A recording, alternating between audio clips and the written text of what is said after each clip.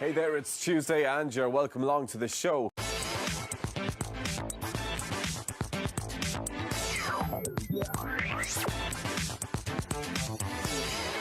This week is Engineers Week, and today 5th class in Howth Primary School got stuck into Bricks for Kids programme, which got them to think like engineers. Zainab has more. Tick-tock goes the clock, as these kids race against time to be the first to build a mini mechanical clock tower. So is it difficult putting this together? It's stressful. It's stressful, why? Yeah.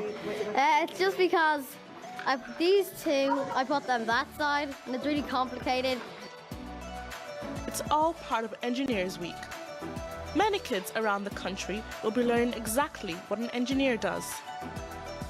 It's a huge time for us to be able to celebrate Engineers Week with all of the schools and to show children how engineers problem solve, how engineers create, how it's gone through history from, like at the moment the children are building a clock tower where it's moved from sundials all the way to digital clocks, and that's because of engineers.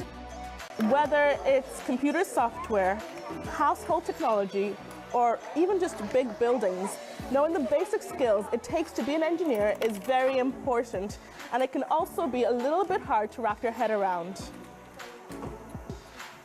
So what was it like putting this together? It was really amazing because you're able to see what engineers are able to do when they really put their minds to it. And was it difficult?